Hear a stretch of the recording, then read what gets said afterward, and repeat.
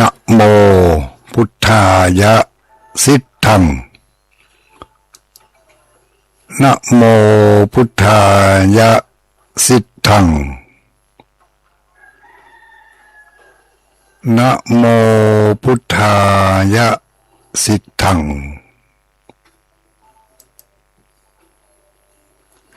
พระสัมสัมวิสะเทพะพระสัมสัมวิสะเทพะพระสัมสัมวิสะเทพะ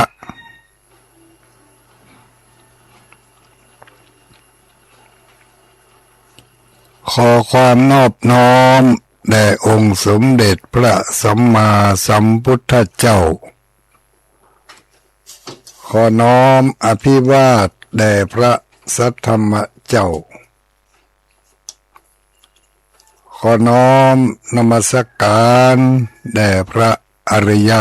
สังฆเจ้าขอถวายความเคารพมาอย่างท่านพระคุณเจ้าท่านเจ้าคณะพระสังฆาธิการ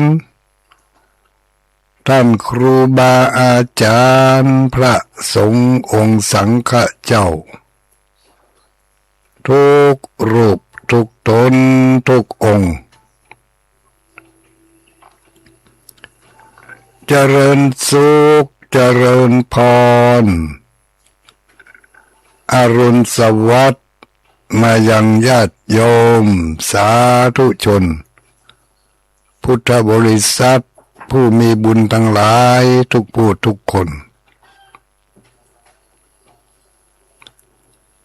ตื่นเจ้ามาล้างหน้าโดยน้ำใสล้างใจโดยน้ำธรรม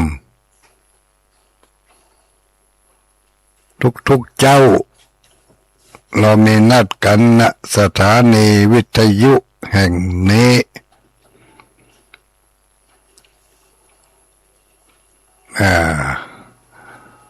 เพื่อจะน้อมนำเอาสารธรรมมาเป็นเครื่องประดับจิตประดับใจมาช่วยล้างสำระจิตใจให้หมดใสไว้เนี่ยก่อนที่จะไปออกไปสู่ภายนอกเก็บเอาไว้เก็บจิตเก็บใจเก็บความรู้สึกเก็บอารมณ์ฝึกจิตฝึกใจให้รู้เท่าทันความนึกความคิดความตั้งอกตั้งใจที่จะไปเหมือนกับการเข้าป่าเนาะเหมือนกับการเข้าป่าเหมือนกับจะไปให้ไปสวนเหมือนกับการออกเดินทางการออกเดินทางเขาก็ต้องเตรียมว่าจุดหมายปลายทางของเขาไปที่ไหนสิ่งใดที่เราจะนำไปก็อยู่ที่ เป้าหมายของการเดินทางทุกวันเราออกจากที่นอนแล้วเราก็จะต้องไปตามวิถีตามวิถีบางที่ก็ต้องไปตามกำหนดการที่ได้วางเอาไว้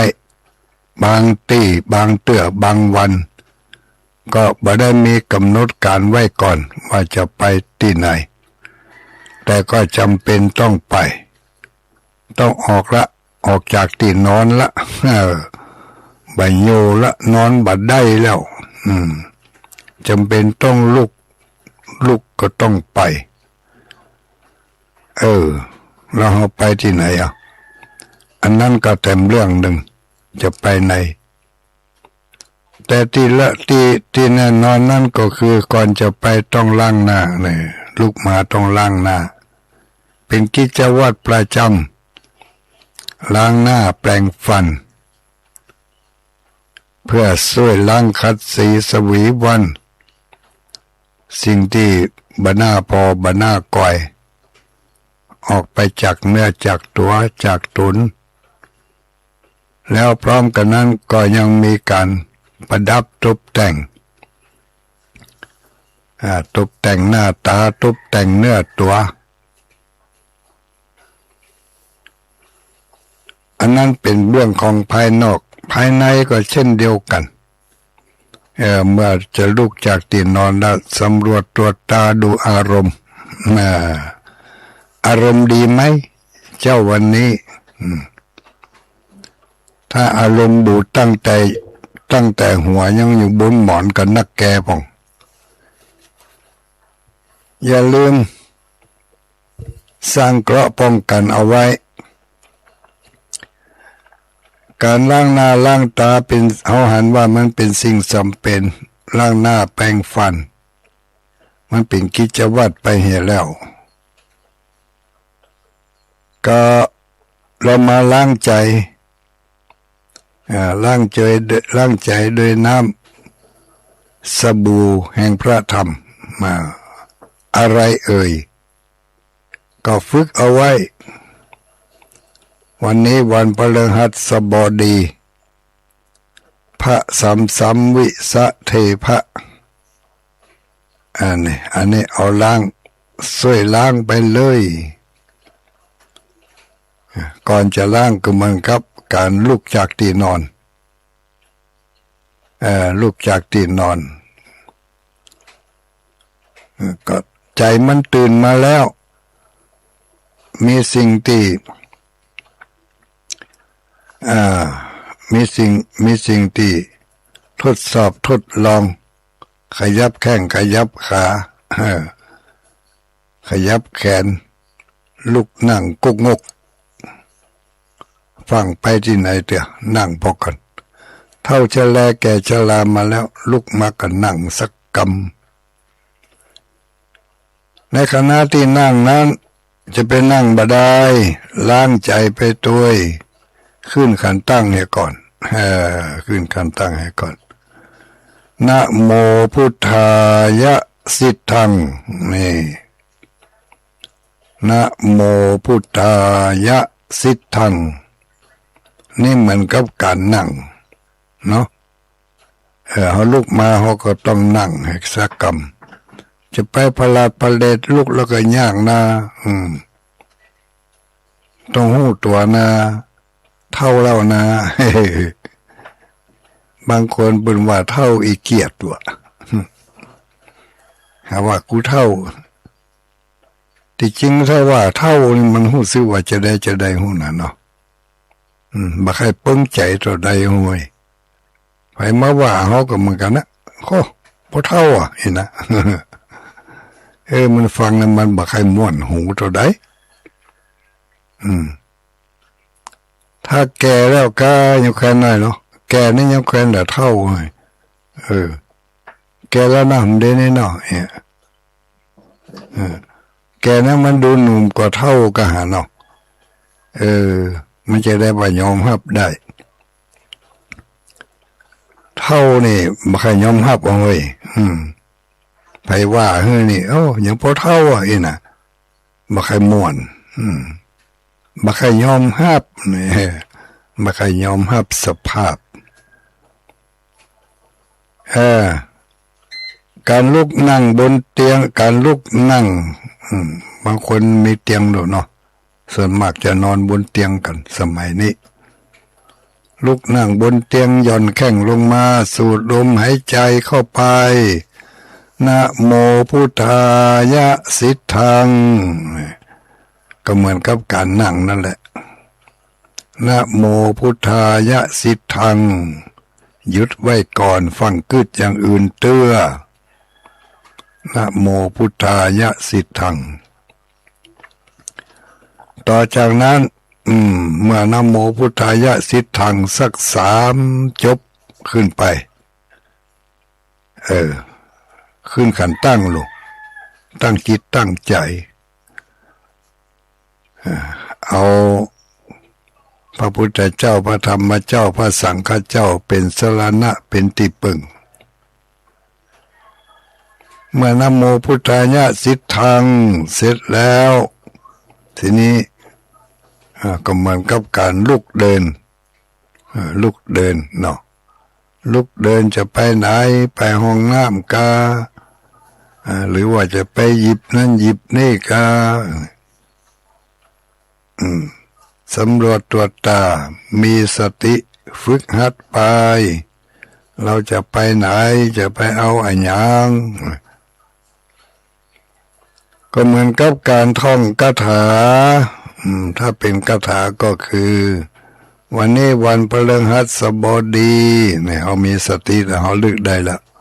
วันนี้วันอย่างน้อยก็คิดได้ละวันนี้วันพฤหัสบดีวันพฤหัสบดีมีคาถาประจำวันพฤหัสบดีท่องไปเลย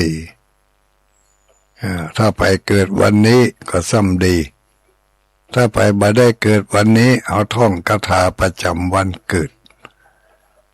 พระสัมวิสะเทพะ7 กรรมท่องให้แม่นเป็นคาถาท่องมันทำไมก็ท่องช่วยล้างสำระเป็นว่าแจ้น้ำธรรมล้างใจเขาก็เอาคาถานี่แหละมาเป็นน้ำธรรม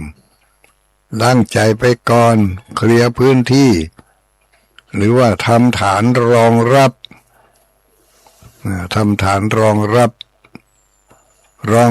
อารมณ์ที่มันจะเกิดขึ้นต่อไปจากการลุกมานั่งกกงกแล้วหาวกะยังกะ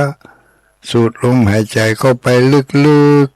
ๆนี่การฝึกหัดให้มีสติให้ใจมีกำลังการเตรียมพร้อมของอารมณ์ฝึกให้มีสติเตรียมพร้อมที่จะออกไป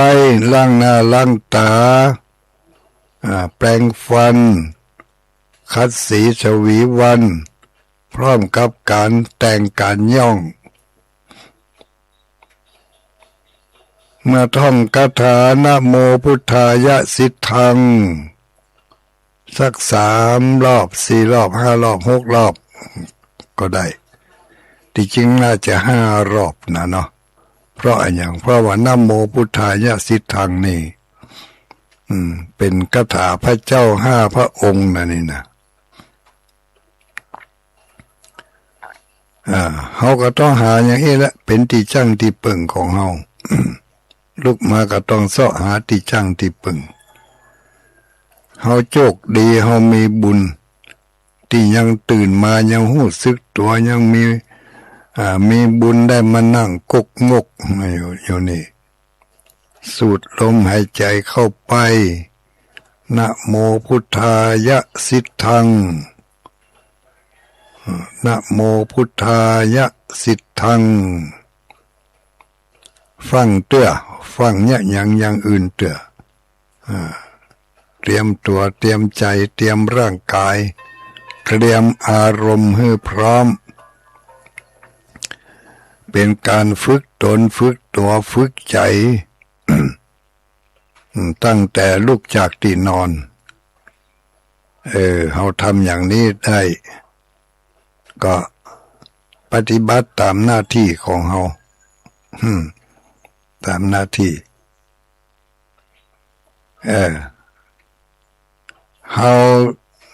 จะไปทำงานเพื่อคนอื่นลุกจากที่นอนแล้วก็ต้องไปทำงานเพื่อคนอื่นในขณะเดียวกันเขาก็ต้องทำงานเพื่อตัวของเขาเองไปตัวมีการควบคุมสังเกตสังกาอารมณ์จิตใจอารมณ์บูดไหมอารมณ์บูดเพราะอะไรส่วนมากแล้วเขาจะอยู่คนเดียวอยู่คนเดียวก็ส่งคนปออุ้ยไม่อุ้ยก็เนาะเหมือนกับคนหนุ่มๆเขาอยู่กันหลายคนคนเฒ่าคนแก่ก็อยู่กัน2 คนมีน้อยที่อยู่กันหลายคนที่ฟังวิทยุนี่นะอย่างอื่นอย่างไกลนัตถิเมสรนังอัญญังที่พึ่งอื่นของข้าพเจ้าไม่มีนัตถิเมสรนังอัญญังที่พึ่งอื่นของข้าพเจ้าไม่มีพุทโธเมสรนังวรังพระพุทธเจ้าเป็นที่พึ่งของเราเอเตนะสัจวัชเชนะด้วยการกล่าวกรรมอันเป็นสัจจริงอันนี้สัทธาโสถีภวันตุเมขอความสวัสดีจงมีแก่ข้าพเจ้าท่องไปเลยคาถามีปะเลอะปะเต๋อเนาะมีหลายอย่างหลายอันหลายขั้นหลายตอนพอสมควรเหมือนกันแต่จะได้ก็ต้องฝึกไว้แล้วเพราะว่าเฮาบ่ได้มีความเปล่าเปลี่ยวจะได้มีที่จังที่ปึงอย่างน้อยๆก็มีไม่เต้า บางคนก็ไม่เต้า2ไม่เต้าเดียวลูกมาใจไม่เต้าเดียวจะเอากีบก็แห่กาจะกำกาอย่างได้ก็แล้วแต่หรือบ่มีไม่เต้าก็เสาะหาที่จังที่ปึงเป็นฟ้าเป็นห้าวเป็นอะไรอย่างก็ว่ากันไปอันนั้นคือที่พึ่งทางกายจะไปประมาทจะไปสละใจสลืมมาแล้วเอามาอยู่ขจายมอแม่โยแย่มอแม่นั่งลงถ้ามันหน้ามืดตามืดขึ้นมาแล้วเมื่อว่าจะอยู่ในที่ใดถ้านั่งได้ก็ขจายนั่งลงแฮะถ้าหู้ว่าหน้ามืดตามืดจะไปดันทุลังจะไปเกาะหันเกาะนี่มันไม่จะอยู่นะเพราะว่าในขณะที่กำลังหน้ามืดตามัวอยู่นั่นเนี่ยสติมันจะเริ่มหายแล้วลูกสติสัมปชัญญะมันจะหายแล้วเมื่อสติสัมปชัญญะไม่มีการควบคุมร่างกายก็ไม่อยู่ควบคุมมาได้แล้วละเละลงขลุบตุบตับเนาะเนี่ยที่คนที่มันจังไปเสียสติเสียสตังในห้องน้ำก็ย่อมเป็นอย่างนี้บางทีเข้าห้องน้ำหมดสติก็อาจจะบาดไปคล้องไปอย่างนะบางทีอาจจะใช้น้ำเย็นล่ำไปร่างกายปรับตัวบัตันนี่นะเนาะก็ทำให้เกิดวูบขึ้นมาได้ห้อนล่ำไปกลางวันห้อนล่ำไปก็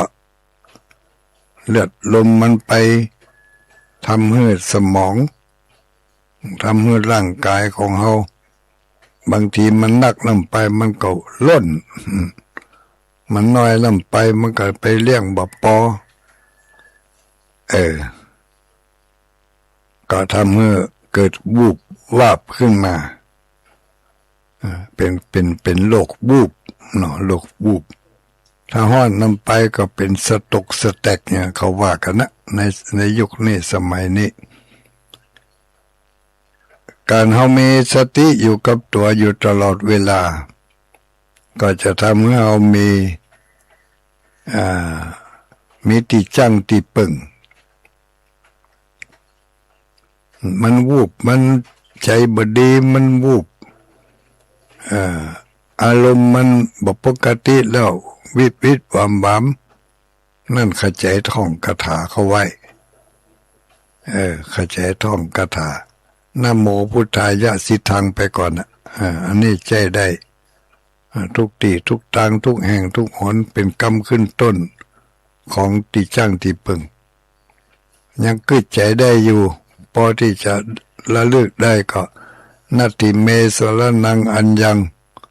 พุทโธเมสรนังวรังเอเตนะสัจวัชเชนะโสทิเตโสทิเมโหตุสัพพทาอย่างนี้ก็ได้เนาะขอความสวัสดีมีใจความปลอดภัยจงบังเกิดมีแก่ข้าพเจ้าด้วยเถิดเนี่ยเนาะพระพุทธเจ้าที่พึ่งอื่นของข้าพเจ้าไม่มีเนี่ยที่พึ่งอื่นเขาจะไปพึ่งมายังพึ่งไม่เต้าก็พึ่งมาได้แล้วตอนนั้นน่ะมันอ่อนมันเปรี้ยมันเพลียมันหมดแห้งแล้วมันวูบวาบขึ้นมาแล้วก็อันยังที่ไหนก็บ่ได้เลยแห้งแล้วมีที่เดียวคือนัตถิเมสรนังอัญญังเวลานี้ที่พึ่งอื่นของข้าพเจ้าไม่มีแล้วพุทโธเมสรนังวรังพระพุทธเจ้าเป็นที่พึ่งอันประเสริฐอันสูงสุดของข้าพเจ้า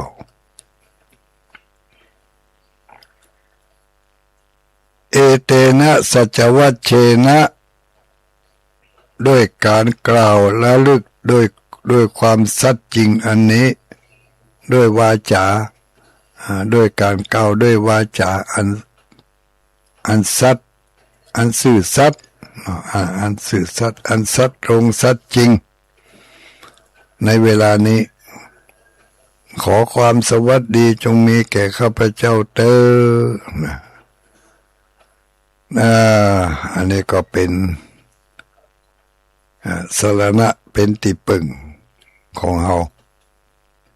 เท่าชะแลแก่ชราสูงวัยมาแล้วที่จ้างที่ปึงอื่นของเฮานั้นมันบ่ถาวรมันบ่มั่นคงมันบ่เกษมนอกจากพระพุทธพระธรรมพระสงฆ์แล้วจะหาที่ปึงอื่นมันก็ได้บ่ยั่งยืนพึ่งได้เฉพาะภายนอก มีเงินทองมีเข้าของมีสมบัติมากมายกายกองถึงเวลาวูบวาบขึ้นมาแล้วสิ่งเหล่านั้นมันก็มีแต่กำกึดเนาะจะช่วยได้ก็ต่อเมื่อคนอื่นเอามาใช้เอามาช่วยแต่ที่จะทำให้เรามีใจดีใจเบิกบานมีความสุขอกสุขใจได้นั่นมันมีทางเดียวคือนะโมพุทธายะสิทธังหรือว่าที่ว่าตะเกียนัตถิเมที่พึ่งอื่นของข้าพเจ้าบ่มีแล้วเนอะเวลานี้พระพุทธเจ้าพระธรรมเจ้าพระสังฆเจ้าเต่าอันจะเป็นสรณะเป็นที่พึ่งของเฮาได้คือการเตรียมเนื้อเตรียมตัวเตรียมใจเตรียมอารมณ์ ฝึกฝนเอาไว้อบรมใจตัวเก่าเข้าไว้เมื่อถึงเวลามาเขาก็ที่จะต้องได้ใจมาเขาก็บ่ต้องได้ไปฝึกหัดเมาะพอเขาฝึกมาดีแล้วฝึกมาดีก็ฝึกหัดมากึดดีกึดในสิ่งที่เป็นศีลเป็นธรรมกึดในสิ่งที่ให้มันเกิดความสุขอกสุขใจก็ด้วยการกึดในทางที่ในทางที่ถูกต้องเนาะก็คือกึดเรื่องของพุทธังธัมมังสังฆังสรณังคัจฉามิถ้าเราบ่ฝึกหัดกึดเอาไว้นะมันจะกึดบ่ได้มันจะกึดบ่ได้กึดบ่ปะเหมือนกับการขับรถขี่รถเนี่ยถ้าบ่ฝึกเอาไว้ให้ก่อนเขาก็ขับบ่จ้างขี่บ่เป็นซ่อนเปิ้นลูกเดียวแต่ถ้าคนที่เคยฝึกเคยหัดมาแล้วมันก็ขับเป็นขับได้ประคับประคองไปได้ทุกอย่างต้องมีการฝึกหัดแม้แต่การเย็บปักถักร้อยการกินข้าวนี่ก็จังเนี่ยถ้าบ่ได้ฝึกหัดมาแล้วกินบ่เป็นกินมุมมามกินสวับดีบ่ดีก็แก้นเข้าพิษหูคอเนี่ยกินน้ำกินข้าวกินอย่างทุกอย่างเอาฝึกหัดมาตั้งแต่เล็กแต่น้อยจนเป็นปกติเป็นธรรมดาไปเหมือนกับว่าบ่ต้องได้ฝึกเหมือนกับคนขับรถขี่รถนี่กันเนาะรถถีบรถจักรยานนี่เมื่อใหม่ๆนี่ขึ้นก็ก้นขึ้นก็ก้นขึ้นทางซ้ายก้นทางขวาขึ้นทางขวาก้นทางซ้ายขึ้นไปกับป่ามว่ำเนี่ยแต่พอขับได้ขี่ได้เป็นได้แล้วกำนั้นจะสะมือก็ได้เนี่ยสะมือก็ได้อย่างบางคนเขาฝึกเข้ารถเครื่องขนาดรถเครื่องต้องใช้มือเร่งน้ำมันมันแต่พอเขาฝึกไปบ่ต้องเร่งน้ำมันมันก็ไปคนเดียวมันก็ได้เนาะบางคนก็ยืนบางคนก็ท่าได้ก็มีมูที่ซ่อหาที่ตายแล้วนะแม่ยังฮือก็มีจะก้มจะหมอบจะเง่นหลังเง่นหน้าสปาสเปดหมูนี่หมูซ่อหาที่ตายลูก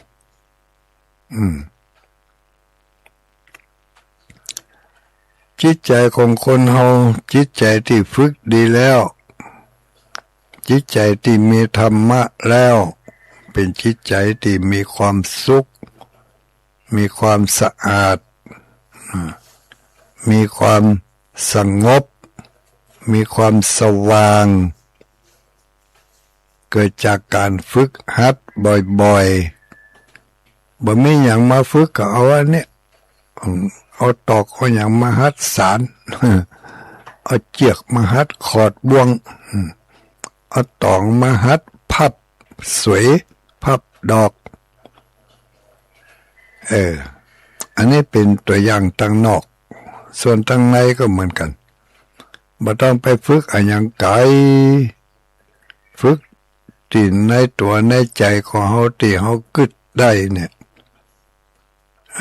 กึดได้อันใดก็ท่องอันนั้นไว้บ่อยๆอยู่บ่ได้ก็นะโมพุทธายะสิทธังท่องคาถาประจำวันเกิดเขาไว้วันนี้วันพฤหัสบดีเขาก็ท่องไปพระสัมวิสะเทพะพระสัมวิสะเทพะใจเขาจะจดจ่ออยู่กับคาถาเหล่านี้ก็เหมือนกับที่เปิ้นท่องพุทโธพุทโธพุทโธนั่นแหละหายใจเข้าหายใจออกให้มีสติอยู่กับ อยู่กับลมหายใจอยู่กับคาถาบทต่างๆคาถาขอที่จังที่ปึ่งก็มีลูกนาทิเมสรนังอัญญังพุทโธเมสรนังวรังเอเตนะสัจวัชเชนะโสทิเตโสทิเมโหตุสัพพทาอีกก็ได้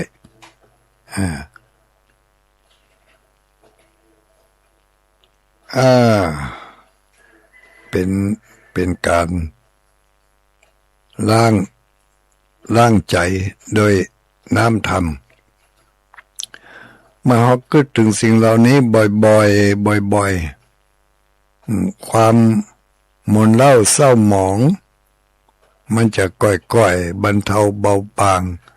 แล้วก็ก่อยๆหายไปเตยอย่างจากเคยมีนักก็จะเหลือน้อยความขี้โคตรขี้โลภหมู่นี่นะในเมื่อเฮามีสิ่งอื่นเข้ามาแทนมันแล้วเข้ามาแทนโม่งมันความขี้โลภความขี้โคตรความขี้อิจฉามันจะหู้ด้วยอัตโนมัติของมันมาเดี๋ยวนี้ความโลภมันเกิดขึ้นในใจแล้วใครได้ของหังเปิ้นใครได้สิ่งที่เกินความจำเป็นเกินการใช้การจ่ายเกินความจำเป็นหรือบางทีบ่จำเป็นกับการดำเนินชีวิตสักหน่อยก็ยังใครได้ใครมั่งใครมีเกินความจำเป็นจะเอามาใช้กับการดำเนินชีวิตก็ยังใครได้อยู่เอามาไว้ให้นะขอให้กูได้เด้อขอให้ได้ให้ยังมันความใครได้เหล่านี้มันจะปาเมื่อเราหลงผิดไปทำในสิ่งที่บ่ถูกต้องตามตัวบทกฎหมายบ่ถูกต้องตามจารีตประเพณีแล้วก็ความบ่ถูกต้องตามศีลตามธรรมติดตามไปเป็นเจือบในที่สุดก็กลายเป็นคนที่มีมิจฉาทิฏฐิคือความหันผิดหันดีเป็นชั่วหันชั่วเป็นดีเป็นว่ามันบ่ดีก็จะได้บ่ดี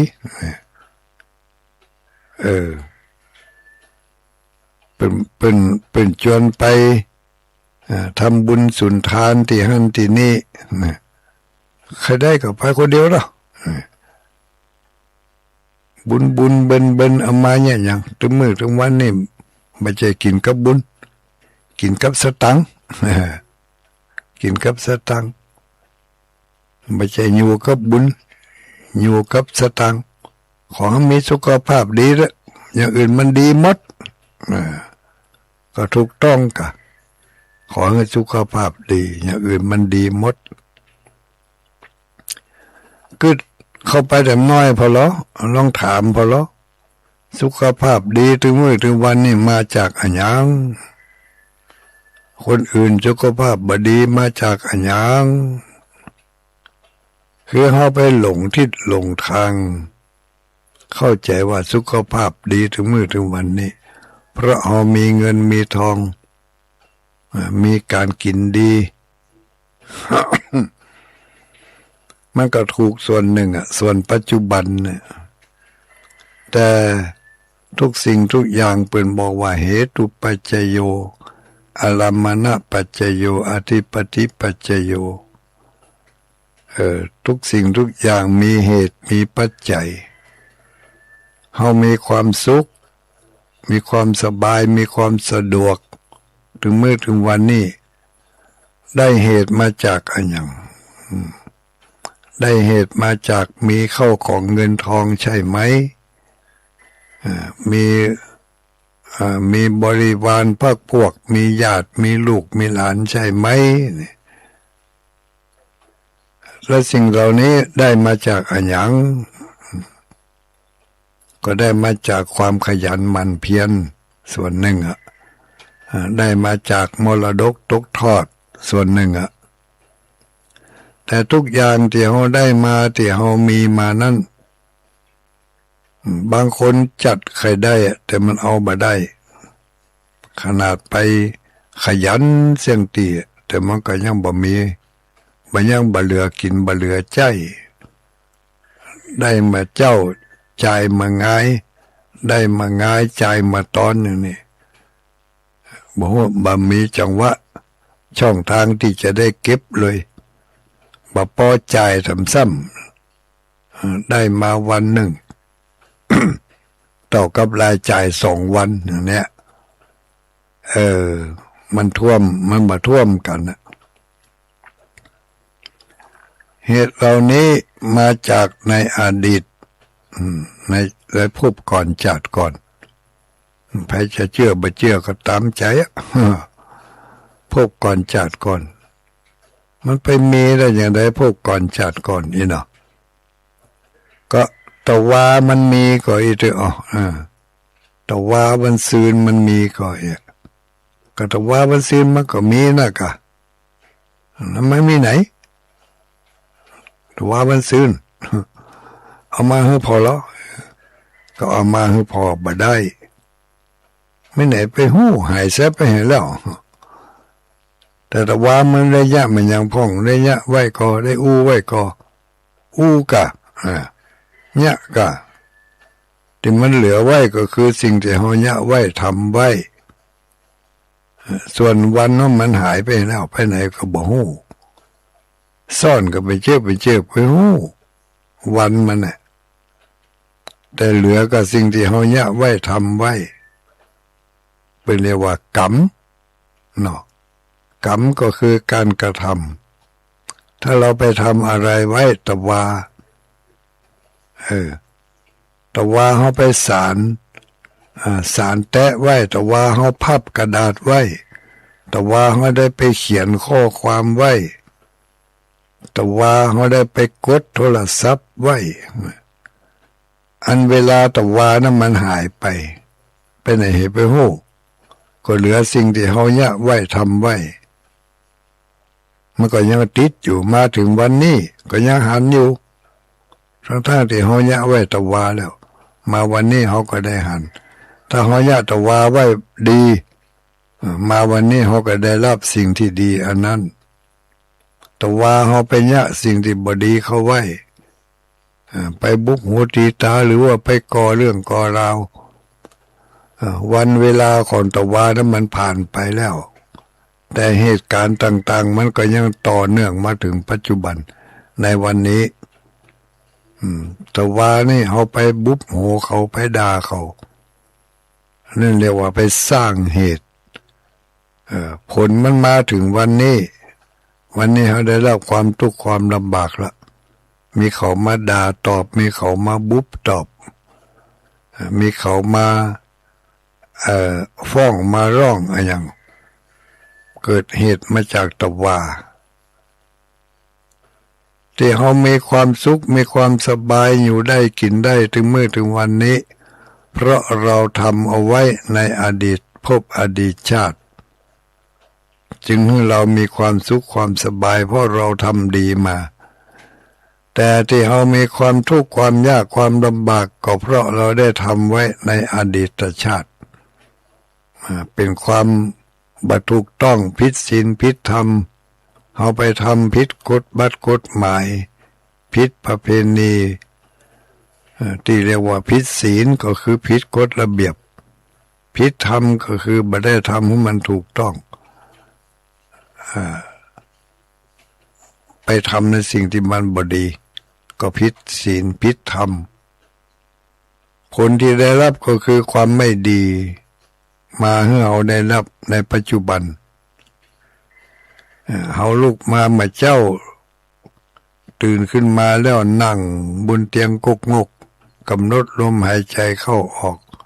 ระลึกว่าพุทโธเมนาโธธัมโมเมนาโธสังโฆเมนาโธหรือว่านะโมพุทธายะสิทธังท่องคาถาเข้าไว้ เขายังนึกได้ท่องได้มีแก่จิตแก่ใจที่อยากจะท่องอยากจะเนี่ยอย่างกับที่เปิ่นบอกเปิ่นแนะนำเรียกว่าเขามีเชื่อไว้แล้วในอดีตชาติปางก่อนมันอยากจะเนี่ยอยากจะทำพอเปิ่นแนะนำแล้วเข้าใจสนใจทำเลยโอ้ใครเนี่ยอย่างนี้เนี่ยไปแล้วมันก็ได้ผลคือความสุขความสบายอารมณ์ดีเพราะเชื่อมันมีอยู่แล้วเคยเนี่ยเคยทำมาแล้วในภพก่อนจัดก่อนถ้าบ่มีเชื่อให้เลยนี่ต่อเฮือเนี่ยไปแล้วมันมีเงินมีทองกองอยู่ห้างก้นงนมันก็ถึงบ่สนใจถึงว่าบ่ใจบ่ใจสาเหตุจากอันนั้นมันเพราะมันบังเอิญมันบังเอิญในพุทธศาสนาบ่มีสิ่งบังเอิญมีแต่กรรมกับเวรเนาะกรรมเวรวิบากมีกรรมกับวิบากวิบากนี่บางทีเป็นวิบากของเวรเวรก็คือการอาฆาตจองกันบ่ยอมปล่อยบ่ยอมวางอาฆาตมั่นหมายเอาไว้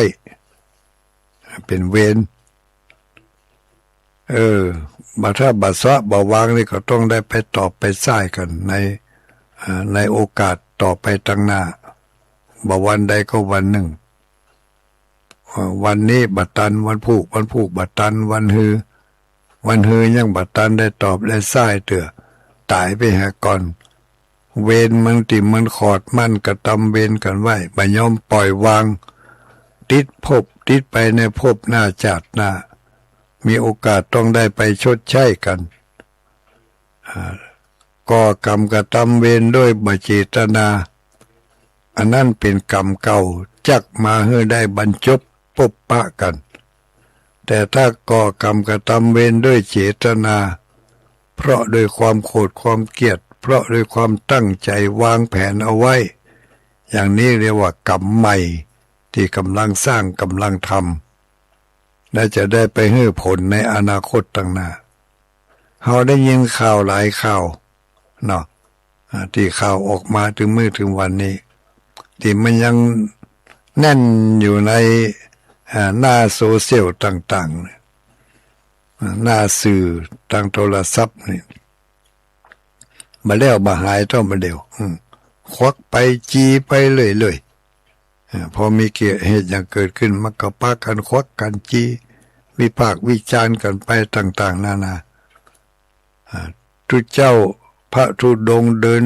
ข้างทางถูกรถชนก็เวรกรรมเปิ่นมาอย่างอันเนาะเขาก็นึกไปถึงเวรถึงกรรมอย่างเรื่องในเรื่องอย่างบ่ใช่บ่เค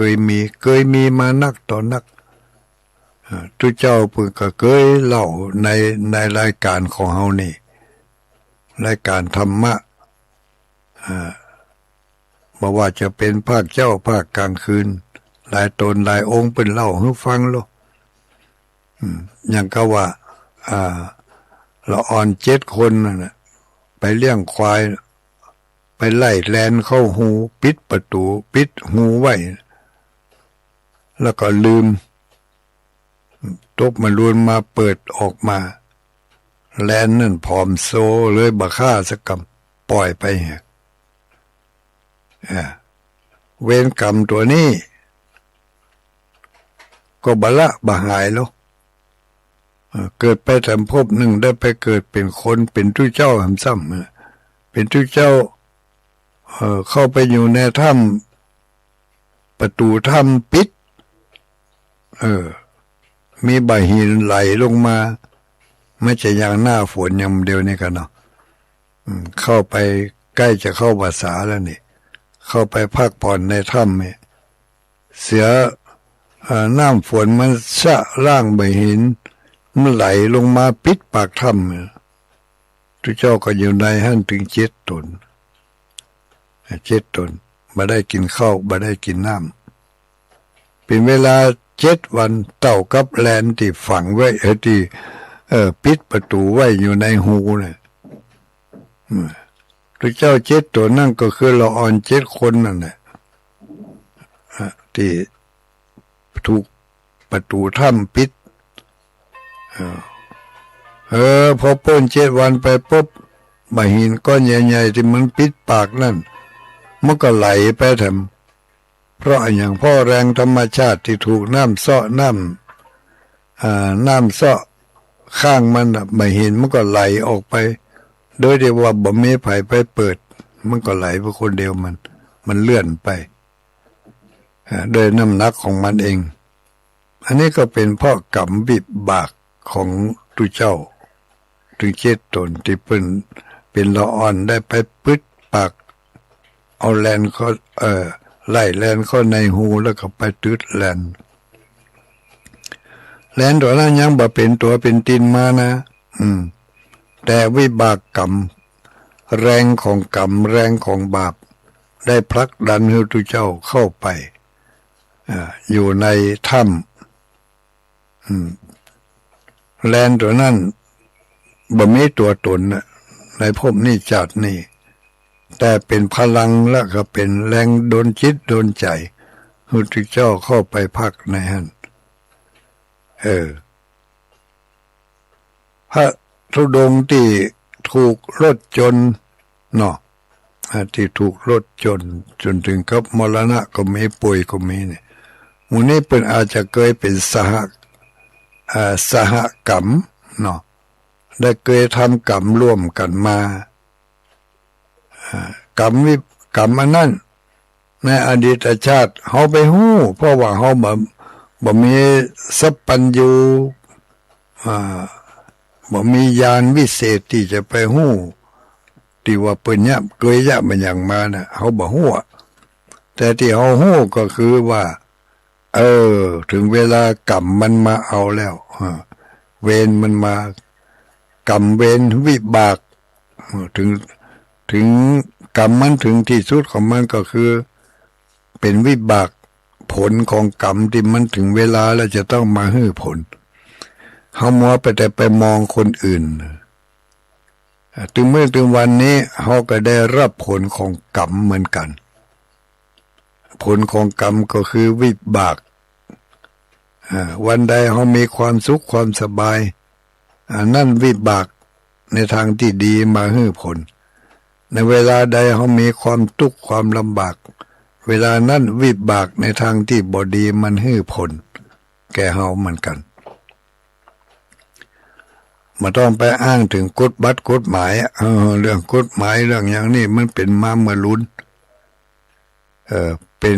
มันเป็นความคิดของมนุษย์สร้างเป็นกฎกติกาขึ้นมาเนี่ยแล้วก็ไปตัดสินตามความคิดทฤษฎีที่ว่ากฎหมายเหล่านี้แต่ว่ากฎของกรรมนั่นมันเหนือกฎหมายมันมีความยุติธรรมมากกว่าเมื่อคุณทำอย่างนี้คุณต้องได้รับผลอย่างนี้สมมติง่ายๆนะไม่ได้ไปว่าให้เปิ้นนะฟังให้ดีนะไม่ได้ไปว่าให้เปิ้นนะสมมติว่าทุกเจ้าทุกมดทุกหมู่นั่นน่ะสมมติว่ากี่ตน10 ตนเนาะที่เปิ้นตายไป10 คนนี่อาจจะเคยไปเป็นสหายพรรคพวกเพื่อนบ้านเดียวกันในภพใดชาติใดบ่ฮู้อาจจะเคยชักชวนกันเฮาไปไล่เราบ่เฮาไปหาป่าบ่เฮาไปรวมตัวกันไปฆ่าหมอนั่นบ่วางแผนกันนี่เมื่อรวมกันแล้วถึง10 คนนี่รวมกันไปร่วมกันวางแผนร่วมกันกระทำร่วมกันไปฆ่าคนใดคนหนึ่งไปฆ่าสัตว์ตัวใดตัวหนึ่งสัตว์ตัวนั้นเกิดมาก็มาเป็นละอ่อนคนนั้นพอดีเนี่ยละอ่อนคนนั้นทั้งที่เป็นละอ่อนอยู่แต่11 ขวบอย่างนี้ขับรถ ปกติแล้วมันจะขับไปได้อย่างอันวะมันบ่ใช่ปกติแล้วกาตะอี้เขาก็นึกหูแล้วว่ามันบ่ใช่ปกติไปบ่พอเป็นละอ่อนที่พิเศษต่างหากเนี่ยเอาลูกหัวแจไปแล้วก็ปอมันแม่มันยังบ่หันหรือว่าอาจจะหันเขาบ่ฮู้รายละเอียดเพียงใดบ่ฮู้เขาฮู้อย่างเดียวว่ามันขับรถโจรเปิดเนี่ยเมื่อวิบากกรรมเวรมันมาฮอดมาถึงมาตึงแล้วละอ่อนคนนั้นกรรมอย่างหนึ่งปาให้เขาได้ไปเกิดเป็นละอ่อนชนิดนั้นเขาอาจถ้ากรรมตัวนั้นบ่มาเขาอาจจะไปเป็นมนุษย์ธรรมดาเนี่ยก็ได้ถึงเวลามารถเกิดอุบัติเหตุควบคุมบ่อยู่พวงมาลัยลุดกาเบรกแตกกาอย่างกาก็ไปทะลุปุปังกับสิ่งที่อยู่ตั้งหน้าพอที่เจ้าตายปุ๊บละอ่อนนั่นบ่ตายนี่บ่เป็นอย่างสักอย่างบ่ได้เจ็บบ่ได้ป่วยบ่แข้งหักขาห้านขนาดรถจนหน้าย่อแหลวหมดก็ยังบ่เป็นอย่างออกมาทักทายเปิ่นได้อยู่เนี่ยบ่ใช่วิบากกรรมแล้วมันเป็นอะไรอย่างญาติโยมทั้งหลายเขาบ่ต้องไปวิจารณ์อย่างอื่นบ่ต้องไปโทษไปทันบ่ต้องไปแจ้งไปด่าบ่ต้องไปตำหนิเขาสังเกตพอตัวเฮานี่ถึงมื้อถึงวันนี่เฮาได้รับกรรมได้รับวิบากถึงวันบางวันก็เป็นวิบากที่ในทางที่ดีมาให้ผลเขาก็มีความสุขบางวันวิบากที่บ่ดีมาให้ผลเขาก็ได้รับความทุกข์เวรกรรมต่างๆมีมาอย่าว่าแต่ทุกเจ้าเดินทุดงธรรมดาเลยวันนั้นก็เลยยกตัวอย่างให้ฟังเนาะเกจิอาจารย์ผู้ปฏิบัติดีปฏิบัติชอบไปรวมตัวกันอยู่บนเครื่องบินจะบินเข้ากรุงเทพจะถึงอยู่มาล่ออยู่แล้วเกิดเครื่องบินเกิดอุบัติเหตุตกลงมาตายพร้อมกันหมดถึง5 ตนอันนี้เกจิอาจารย์นะข่าวเมื่อหลายปีก่อนที่เครื่องบินที่ทุกเจ้าเกจิอาจารย์จะมาทำพิธีอะไรอย่างสักอย่างในกรุงเทพเนี่ยแล้วก็มาตกเครื่องบินตายเนี่ยก็เคยมีมาแล้วลูกนั่นก็เคยทำกรรมร่วมกันมาอย่างหมู่เฮาทั้งหลายถึงมื้อถึงวันนี้ก็เหมือนกันนะเฮาได้ทำกรรมร่วมกันมาอย่างใดเฮาไปฮู้อย่างน้อยๆเฮาก็เคยมาอยู่ด้วยกันกินด้วยกันร่วมด้วยกันฟังเทศน์ฟังธรรมด้วยกันลูกเจ้ามาได้ฟังกูเจ้าได้ข้อเตือนจิตสกิดใจอันนี้เขาก็ได้ทำความดีร่วมกันมาเคยเป็นมิตรแก้วสหายกันมาเคยเป็นกัลยาณมิตรเคยเป็นพี่เป็นน้องเคยเป็นโยมอุปถากกันมาได้ยินได้ฟังแล้วก็เกิดความสนใจเป็นบอกเป็นกล่าวอันนี้ก็สนใจอย่างแม่อุ้ยพ่ออุ้ยทั้งหลายได้ยินข่าวว่าโอ้ตุลุงดอยครับทุกเจ้าไปช่วยกันแปลงเจดีย์ไปช่วยกันเป็นกำลังใจช่วยสร้างเจดีย์บ้านห้วยงูในสนับสนุนมาเป็นจะทำบุญทำทานวันที่12นี่เนอะขอหอมด้วยคนเนาะอยู่ที่ไหนที่เบาพวกนั้นมาลู่หอมด้วยกันอยู่เนี่ยยังมาเดี๋ยวนี้ญาติโยมอยู่ตอนลำปางบุญก็ฟังลูกยังลู่หอมมาตัวอยู่แต่ว่าก็หอมมา2-3 ลายบ่ได้เอารายชื่อมาอ่านแต่เนอะมาเจ้านี่บัดตันละกำเดียวจะไปทำแล้วเนี่ยไปทำธุระนะ7 โมงป่ายประมาณ7 โมงครึ่งก็จะออกเดินทางละจะไปวันนี้จะไปตั้งสายใต้นะไปสายใต้ปูน่ะลองไปทางเชียงใหม่ดอยสะเก็ดปุ่นวันนี้นะสายใต้นี่จะต้องได้ท่องคาถานี่ท่องคาถาเดินทางสายใต้ปี ปิสัมละโลปุสัตพุทธปิสัมละโลปุสัตพุทธท่องเดินทางไปสายใต้ถ้าไปสายวันตกนี่ว่าจะได้ถ้าจะไปถ้าจะไปตะวันตกก็ต้องท่องว่าพระสัมวิสะเทพะวันนี้บ่ได้ไปตะวันตกไปทางใต้ไปทางใต้ก็ต้องท่องคาถาปิสัมละโลปุสัตพุทธเป็นการเปิดเส้นทางทักทายเทวบุตรเทวดาที่อยู่ทิศทางนี้ว่าข้าพเจ้าจะไปทางเส้นนี้เทวดาก็จะเตรียมต้อนรับได้ถ้าเทวดาที่มีบุญน้อยกว่าตุลุงก็จะยกมือเลยยกมือไหว้สาธุสาธุปลอดภัยเนอะเนาะถ้าเทวดาที่มีบุญบารมีนักกว่าตุลุงก็อนุโมทนาโชคดีปัจจุปัจจัยให้ลูกเขาต้องคาถาเขาทักทายไปก็มันก็เขาแบกธงล่องกองไปนี่กันเนาะอย่าลืมนะวันที่12นี่นะวันนี้เอาวันที่11ก่อนกันเนาะเดี๋ยวก็จะหมดเวลาทำเราเนี่ยเหลือเวลาทำ2-3 นาทีเนี่ยวันที่11เนอะไปหล่อเตียนที่วัดสรีสุพรรณอันนี้เป็นกิจกรรมของตัง กิจกรรมของวัดศรีสุพรรณของชมรมชาวพุทธเราชมรมชาวพุทธบริษัทที่จัดกันทุกปี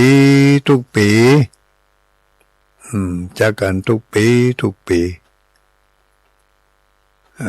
ที่วัดสรีสุพรรณวันที่11 กรกฎาคมวันเสาร์เนอะเดือน10เดือนอยู่นี่เดือน10แฮม12ค่ำวันที่11ปุ่นนะเขาน้ำโภชนาอาหารเหมือนเดิมเอาไปตวยแหห่อเข้าไปตวยไผ่มักอันใดห่ออันใดก็เอาไปเพาะไปหอมกันกินด้วยกันร่วมทำบุญด้วยกันวันนั้นได้ยินข่าวว่าจะมีการเป๊กตุเจ้าด้วยนะอุปสมบทเก่าบวชเนนกันอย่างโมโหเลยนะแต่กิจกรรมของเขาก็มีการไหว้พระสวดมนต์แล้วก็หล่อเตียนตาลเตียนหล่อตัวตาลตัววันที่11ที่จะถึงนี้ที่วัดสรีสุพรรณตำบลเวียงอำเภอเวียงป่าเป้าจังหวัดเชียงรายจากวันที่11ก็เป็นวันที่12เป็นวันอาทิตย์ที่12นี่ก็ขอเชิญไปร่วมทำบุญถวายเทียนพรรษาอันนี้รอแล้วรอเมื่อวันที่20 มิถุนาจะเอามาถวายวันที่12 กรกฎาคมที่12 กรกฎาคมเอาไปถวายที่ไหนเอาไปถวายที่วัดโสภณารามตำบลสันทรายอำเภอฝางจังหวัดเชียงใหม่วันที่12 กรกฎาคมนี้ถวายเทียนพร้อมกับการถวายพระธาตุทำบุญพระธาตุเจดีย์ที่เขาได้บอกข่าวเอาแหนกันมาเมื่อนานบัดนี้เจดีย์ได้สร้างเป็นที่เรียบร้อยพร้อมที่จะมอบไว้เป็นสถานที่เป็นพุทธบูชาธรรมบูชาสังฆบูชาของพี่น้องศรัทธาญาติโยมพุทธบริษัทในเขตพื้นที่ใกล้เคียงบ้านวัดโสภณารามบ้านห้วยงูในอำเภอฝางนี่ก็วันที่12เนอะไปร่วมกันภายอยู่กิมอยู่ใกล้อยู่ไกลก็ได้อยู่ใกล้ก็ได้ที่เวียงปะเป้านี่ได้ยินข่าวจะไปกันตังเวียงเพ่ตังเวียงปะเป้านี่ประมาณ2 รถตู้อย่างน้อย2 รถตู้อย่างน้อย2 รถตู้นอกนั้นก็ จะมีไปทำก็ตามอัธยาศัยเนอะไปร่วมกันเขานำโภชนะอาหารไปโดยนี่ตุลุงดอยก็จะเอาข้าวผัดน้ำปูไปนี่จะเอาไปถึง2 ตีแล้ววัดศรีสุพรรณก็จะเอาไปวัดโสพนารามห้วยงูในก็จะเอาไปโดยอีกที่หนึ่งวัดปางปอยวัดปางปอยกำลังสร้างเจดีย์อันนั้นก็สร้างเจดีย์สร้างที่ใหญ่ที่สูงญาติโยมทั้งหลายเป็นที่บรรจุพระบรมสารีริกธาตุสร้างเจดีย์เป็นสร้างสิ่งที่ถาวรมั่นคงยั่งยืนเนาะให้หอมกันเนอะลิ้นกี่คนละก้อนละ3 บาทนะแต่จะจ้างต้นเป็นผ้าป่าอันนี้ค่อยฟังกันในโอกาสต่อไปสำหรับเจ้าวันนี้ก็คงจะนำรายการเอิ้นฝากตุอุ้ยตุลุงเนอะตีตุอุ้ยตุลุงตีอยู่ไหนฮั่นก็ตุลุงตุอุ้ยอยู่วัดพระธาตุดอยแก้วพระเดชพระคุณท่านพระครูศิลสังวรประภัตตุอุ้ยมาเด้อวันที่12นะปะกันที่ฮั่นแล้วก็ตุอุ้ยลำปางด้วยเนอะตุอุ้ยลำปางมาปะกันเนอะวันที่12เนอะที่ห้วยงูในเนอะเอ้าสำหรับเจ้าวันนี้ก็ขอความสุขความสวัสดีจงมีแก่ท่านทั้งหลายทุกผู้ทุกคนจัตตารโอธรรมาวัฏันติอายุวันโนสุขังปะลัง